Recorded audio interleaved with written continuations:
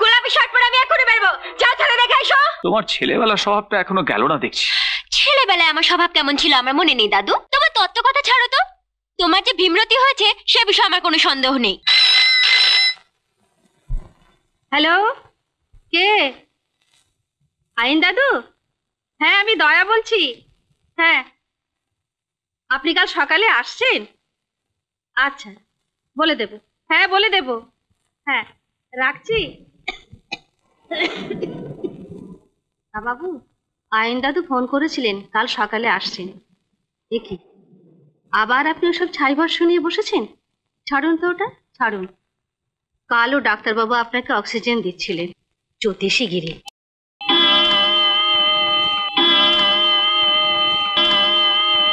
রাত 12টা বেজে গেল, অরমা ফেরেনি এখনো। না, এসে যাবে এখুনি। এসে যাবে? তুই আর ওকে কত সামলাবি দয়া? আমার এই নাতনিটাকে নিয়ে আমি যে কি করি। ওর বাপ মা মারা যাবার পর থেকে ওর লাগাম ছাড়া সবটাকে তুই আর আমি কোনো রকমের সামলে এসেছি, কিন্তু কাল থেকে যে তোকে একা সামলাতে হবে। কেন দা বাবু? আরে কাল আমার জন্মদিন না? জানি তো, একটু পায়েস বানাবো ভাবছিলাম। পায়েস? তুই কি জানিস না আমার পুষ্টিতে লেখা আছে যে আমার 78 বছরের জন্মদিনটাই হবে আমার মৃত্যুদিন।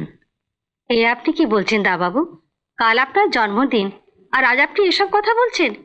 তুই তো জানিস আমার জ্যোতিষ গণনা কখনো ভুল হয় না। আমার ছেলেটাকেও তো বলেছিলাম, ওই তোদের দাদাবাবু আর বৌদিমণি ওই ঝড় জলের রাতে দার্জিলিং থেকে বেরিয়েও না। আমি ওদের কুষ্টিতে মৃত্যু চোখ দেখেছিলাম। তা শুনলে আমার কথা? ওই অন্ধকারে পথ দেখতে না পেয়ে দুজনে তলিয়ে গেল দার্জিলিং এর অতল খাতে। তো মনে আছে? মনে আছে দা বাবু, মনে আছে। যেন দুঃস্বপ্ন। ওহ, সে কি ভীষণ রাত্রির। দিদিমণি তখন এতটুকুন, আমার বুকের মধ্যে বসে সে কত হাসি, কত খেলা। আর আমার খোকা আনন্দ, সেও হারিয়ে গেল একদিন। দা বাবু, কাল যে তারও জন্মদিন। তার এই চিঠিটা 20 বছর ঠাকুরের পায়ের কাছে রেখে ঠাকুরকে ডেকেছি। আজ একবার আপনার পায়ে ছুঁয়ে নিলাম। কি সেই চিঠিটা যে আনন্দ 9 বছর বয়সে এই বাড়ি ছেড়ে চলে যাওয়ার সময় তোকে লিখে রেখে গেছিল? হ্যাঁ দা বাবু, দিদিমণি বাগানে খেলতে খেলতে দুলটা হারিয়ে ফেলেছিল। তা দোষ পড়লো আমার খোকার ওপরে। সবাই সেদিন খুব বকেছিল ওকে। আমি চুরি করিনি মা, আমি জানি না দুলটা কোথায় আছে। আমি আর দিদিমণি বাগানে খেলছিলাম, তখন দুলটা কোথায় হারিয়ে গেল। হ্যাঁ হারিয়ে গেল, নিজের দিদিমণিকে গাছে বাঁচালায় লুকাতে বলে ঘরে এসে কানের দুলটা লুকিয়ে রাখলি। মিথ্যে কথা বলছি মা, আমি দুলটা লুকাইনি। হ্যাঁ আমি মিথ্যে কথা বলছি, তুই চোর। দা বাবু, আপনি তো জানেন আনন্দ এই কাজ করতে পারে না, ও কখনো মিথ্যে বলে না। আনন্দ মিথ্যে বলে না, যত মিথ্যে বলে আমার ছেলে নেপাল না। ওর মধ্যে যদি উনি বলুক দেখি তো আনন্দ চুরি করেনি। দিদিমণি তুমি বলো না আমি চুরি করিনি। আচ্ছা আচ্ছা একটু দাও দাও। নেপাল, তুই বলো তো কি দেখলে? আমি ওর পেছন পেছন গিয়ে দেখি ও ঘরের মধ্যে টিনের বাক্সে কানের দুলটা লুকিয়ে রাখলো। মিথ্যে কথা। এই চুপ, চোরের মায়ের বড় গলা। নায়েব মশাই, আনন্দ যদি বাক্সর মধ্যে দুলটা রেখেই থাকে তো বাক্সটা একবার খুলে দেখলেই তো হয়। দেখ তো দেখ। দেখুন দা বাবু, দেখুন আমার ছেলে চুরি করতে পারে না, কখন আমার ছেলে চুরি করতে পারে না। দেখুন এই দেখুন, এই দেখুন আমার ছেলে চুরি করতে পারে না। এই দেখুন।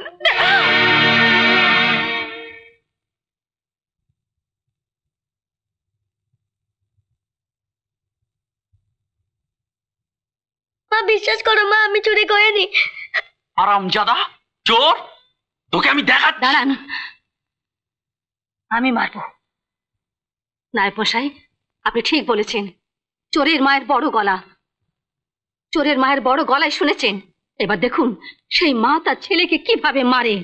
মা বিশ্বাস করো মা, আমি চুরি করিনি। মা আমাকে মেরেছে। বল কেন চুরি করেছিস? তুমি বিশ্বাস করো চুরি করিনি। বল কেন চুরি করেছিস?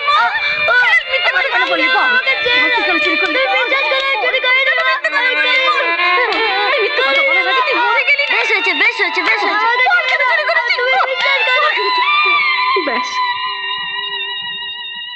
সেই যে রাগ করে বাড়ি থেকে চলে গেল, আর এলো না। আজ আমি নিশ্চিত যে সেদিন বাগান থেকে দুলটা এনে তোদের বাক্সে ভরে দিয়েছিল নেপালি। ভুল করেছিলাম আমরা, আর শাস্তি পেল একটা দুধের শিশু, চোর বদনাম। সেদিন তুই ওই পা ফারা ছেলেটাকে বড্ড মেরেছিলি দয়া। মা ভুল করে ছেলেকে মারতেই পারে, তাই বলে ছেলে মাকে ছেড়ে চলে যাবে? এত বড় শাস্তি আমাকে দেবে?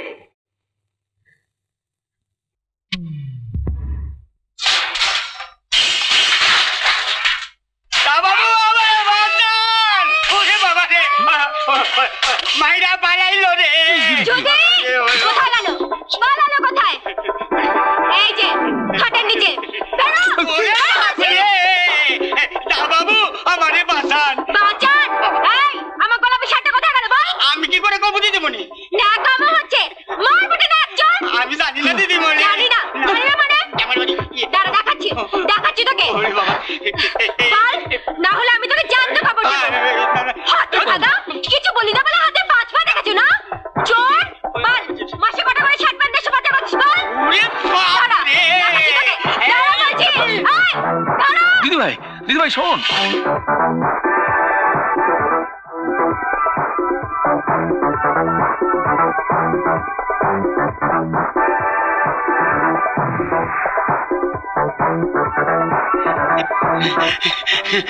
এই যে দিদিমণি, আমি চুরি করি নাই, আমি চোর না।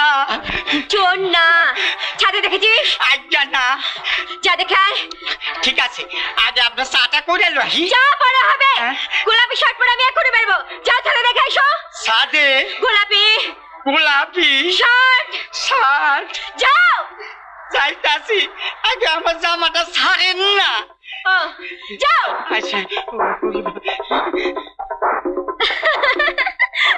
গোলাপি শার্টটা তুমি পাবে কি করে দিদিমণি? ওটা তো লন্ড্রিতে কাচতে পাঠিয়েছো। ও আচ্ছা।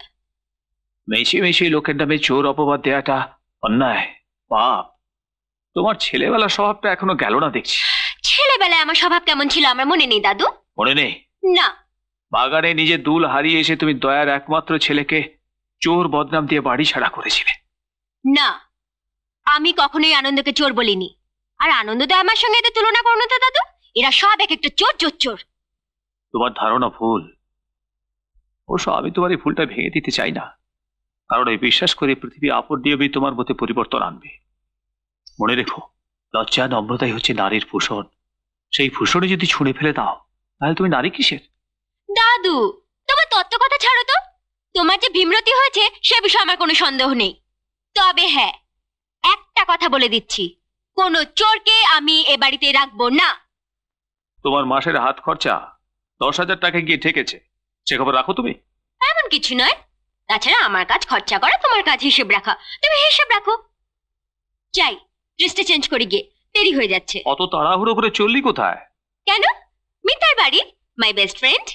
ওকে নিয়ে একটু নিউ মার্কেট যাব। সকালবেলা নিউ মার্কেটে কেন? ও দাদু, তোমার না আজকাল কিচ্ছু মনে থাকে না। আজকে তোমার জন্মদিন না? তোর মনে আছে? হুম। দিদি ভাই, হুম? তুই আমাকে খুব ভালোবাসিস না রে?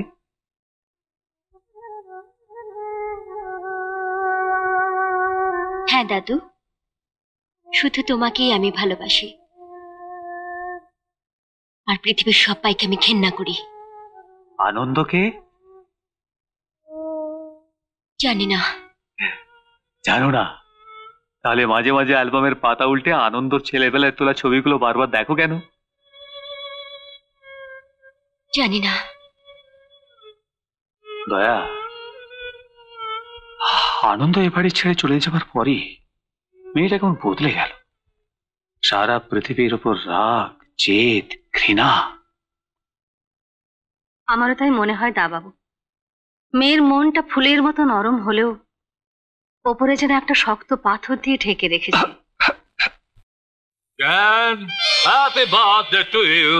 আরে এসো এসো, আইন দাদু এসো। তুমি আমাকে আইন দাদু বললে কেন? এই নামটা তো পরমার কপিরাইট। দাবাবু, কি? দাবাবু, কষ্ট হচ্ছে জ্ঞান? তা ডাক্তার দেখুনি কেন? দেখুন না, কিছুতেই ডাকতে দিচ্ছেন সে না। কি? বিপদ দারুণ, তুমি তো জানো এটা আমার কত নম্বর বার্থডে। হ্যাঁ জানি, এটা তোমার ৭৮ নম্বর বার্থডে। আর আমি এও জানি যে আজকেই তোমার শেষ। কিন্তু না জ্ঞান, কিছুতেই না। আমি বুড়ো হলেও তোমার এই কুষ্টি টুষ্টি আমি মানি না।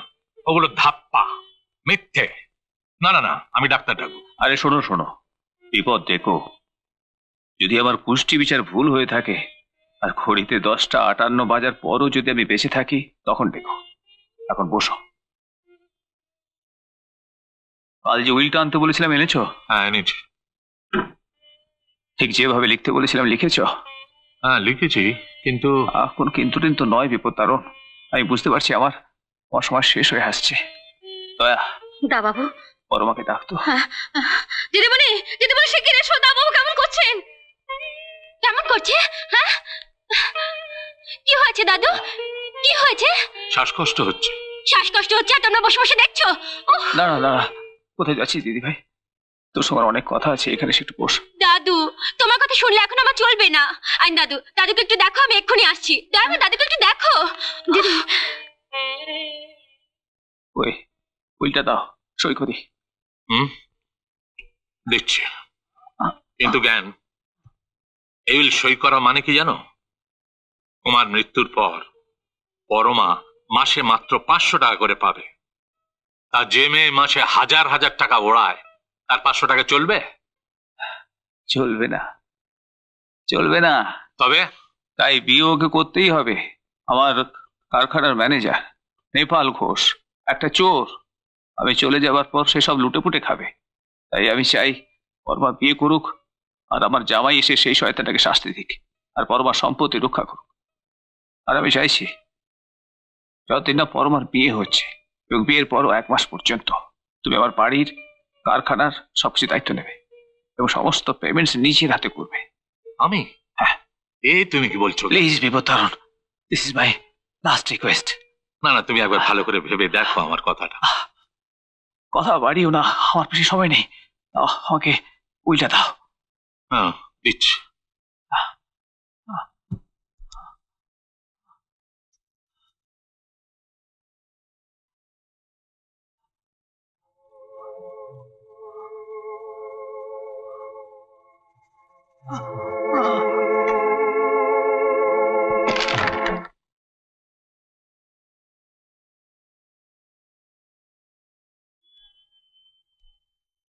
দেখুন,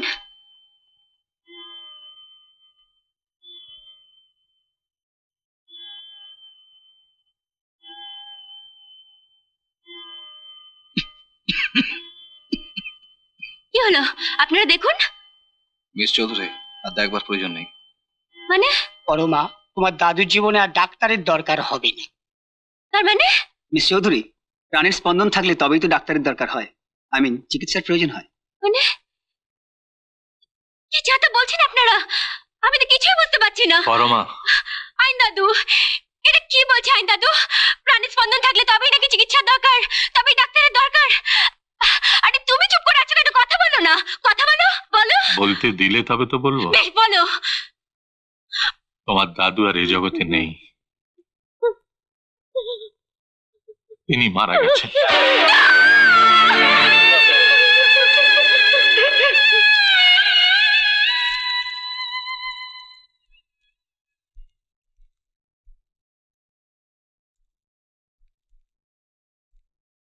ম্যাডাম, ভাবা যায় না, দেবতার মতো মানুষটা এইভাবে চলে গেলেন। আমি নষ্ট হয়ে যাচ্ছিলাম। আমাকে আস্তাকুর থেকে তুলে এনে ম্যানেজার করেছিলেন। জীবনের শেষ দিন পর্যন্ত তার ঋণ আমায় শোধ করতে হবে ম্যাডাম।